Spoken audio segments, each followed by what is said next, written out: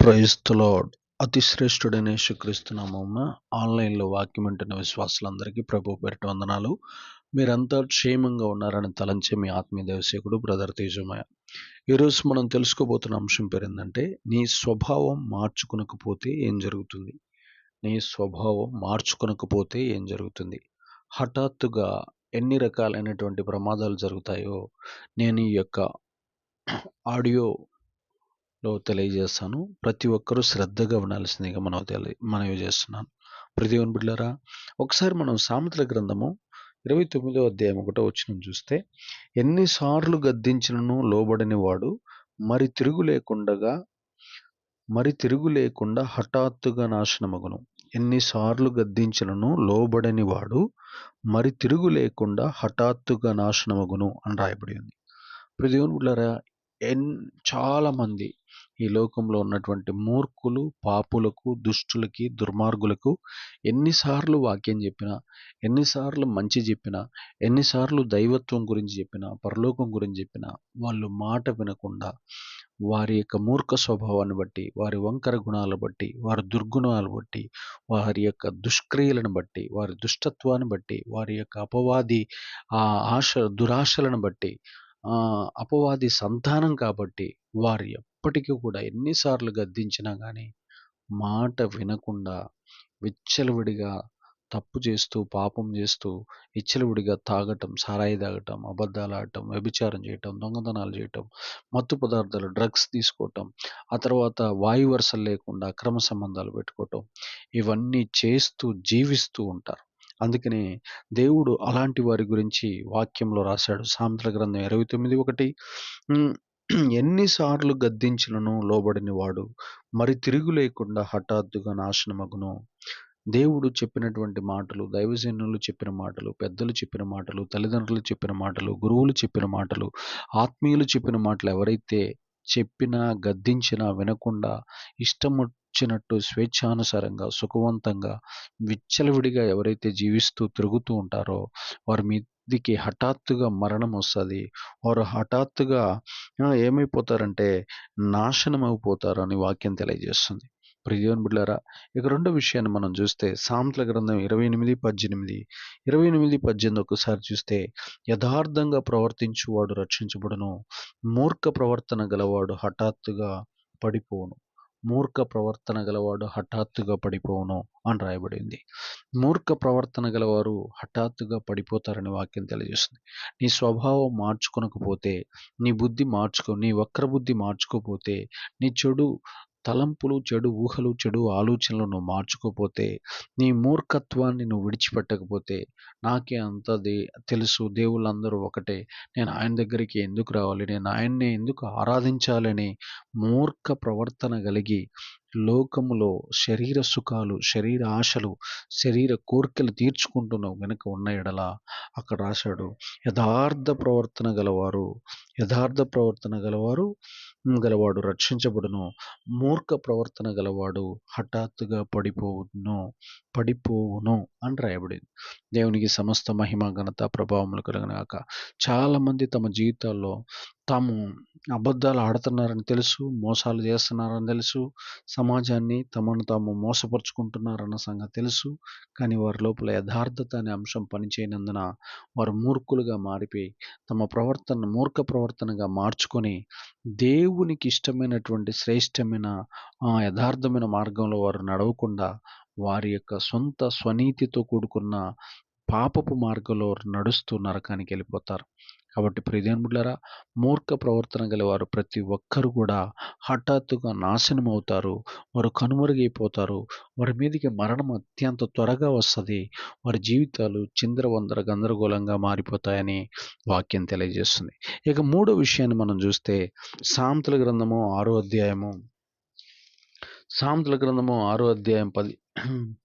12వ వచనం ఒకసారి మనం చూస్తే, సామెతల గ్రంథము 6:12 ఒకసారి మనం పరిశీలించి చూద్దాం. ప్రియదేవుని బిడ్డలారా, కుటిలమైన మాటలు పలుకువాడు పనికి మాలిన వాడును దుష్టుడనై ఉన్నాడు.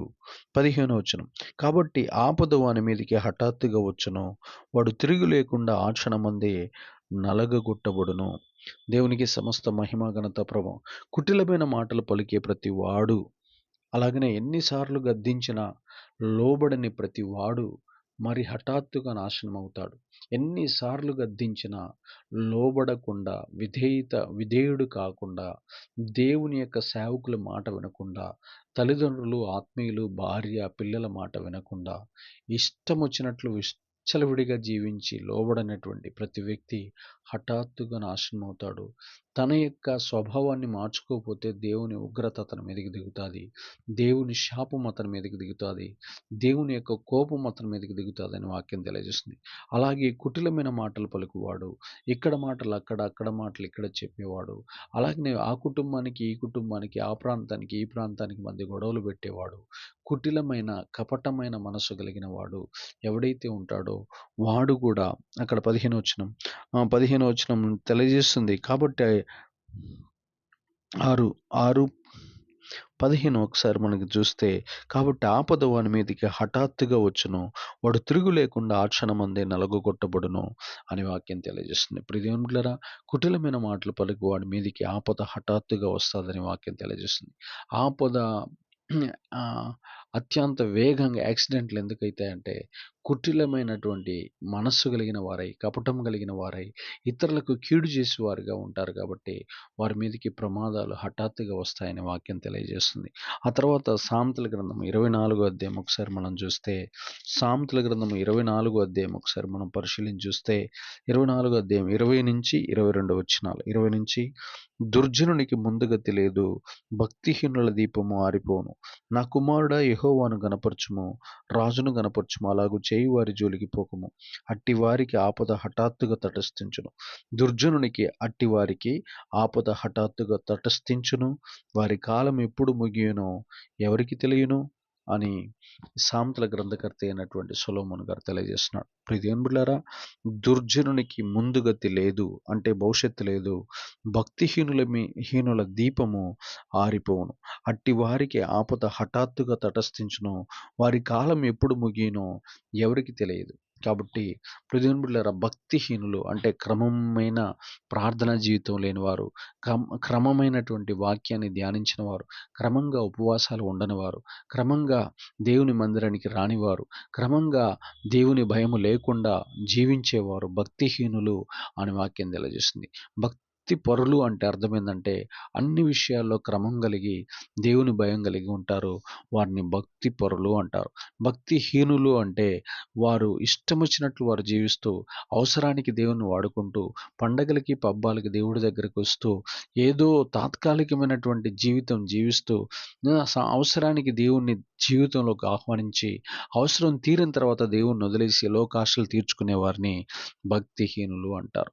అలాంటి భక్తిహీనుల మీదకి వారి స్వభావాన్ని వారు మార్చుకోకపోతే హఠాత్తుగా మరణము, హఠాత్తుగా ఆపద, హఠాత్తుగా అనేక రకాలైన అకాల ప్రమాదాలు వారి మీదకి వస్తాయని వాక్యం తెలియజేస్తుంది.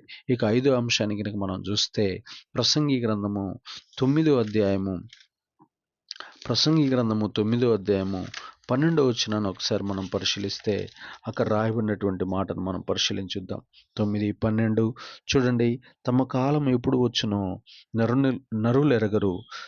చేపలు బాధాకరమైన వలయందు చిక్కబడినట్లు, పిట్టలు వలలో పట్టబడినట్లు అశుభకాలము హఠాత్తుగా తమ చేటు కలుగునప్పుడు వారును చిక్కుబడుదురు. అశుభకాలము కాలమున హఠాత్తుగా తమకు చేటు కలుగునప్పుడు వారును చిక్కుబడుదురు. చూడండి, ఇక్కడ రాయబడినటువంటి మాట నరుల గురించి రాయబడింది.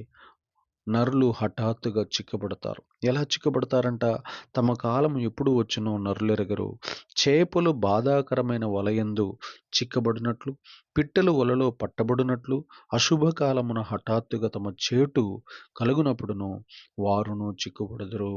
కాబట్టి రక్షణ లేకుండా, యేసు ప్రభువారిని నమ్మకుండా విచ్చలవిడిగా లోకంలో తిరుగుతున్నటువంటి వారి జీవితాల్లో అశుభకాలము అత్యంత వేగంగా హఠాత్తుగా వచ్చి మీద పడుతుంది. అప్పుడు ఆ చేటు వారిని మింగివేస్తుంది అని బైబిల్ వాక్యం తెలియజేస్తుంది. ప్రియ దేవుని బిడ్డలారా, నరులు దేవుని చేతిలో పట్టబడాలి. నరులు దేవుని దగ్గరకు వచ్చి తమ యొక్క పాపాలను విడిచిపెట్టి తమ యొక్క జీవితాన్ని పవిత్రపరచుకోవాలి, పరిశుద్ధపరచుకోవాలి. యేసు ప్రభు వారి రక్తం చేత వారు కడగబడాలి.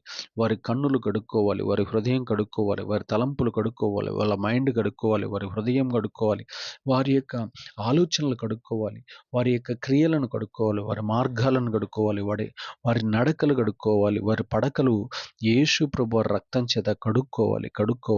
యేసు ప్రభు వారి ఆత్మ చేత కడుక్కోవాలి. యేసు ప్రభు వారు ఇచ్చినటువంటి వాక్యం చేత కడగబడాలి. అప్పుడు వారి మీదకి హఠాత్తుగా మరణము కానీ, చేటు కానీ, ప్రమాదము కానీ, కీడు కానీ, ఆపద కానీ, నష్టం కానీ రాకుండా దేవుడు కాపాడతాడు. ఒకవేళ తమ స్వభావాన్ని మార్చుకోకుండా మూర్ఖుల్లాగా, దేవుణ్ణి ఎరగని భక్తిహీనులైన నరుల్లాగా, నాస్తికుల్లాగా, అలాగనే భక్తిహీనుల్లాగా, అలాగనే కుటిలమైన మాటలు చెప్పేటటువంటి దుష్టుల్లాగా, అలాగనే మూర్ఖ ప్రవర్తన కలిగిన వారిలాగా, లోబడని వారిలాగా ఏ నరులైతే ఉంటారో వారందరి మీదకి హఠాత్తుగా వారి మీదకి మరణం వస్తుందని వాక్యం తెలియజేస్తుంది. ఈ విషయాలు మనం గుర్తుపెట్టుకొని అలాంటి మూర్ఖ స్వభావాలను వదిలిపెట్టి మన స్వభావాన్ని మనం సరిచేసుకొని దేవునికి ఇంపైన, ఇష్టమైన, ప్రియాతిప్రియమైన దైవికమైనటువంటి జయ జీవితం జీవించి వర్ధిల్లదముగాక. ఆమేన్.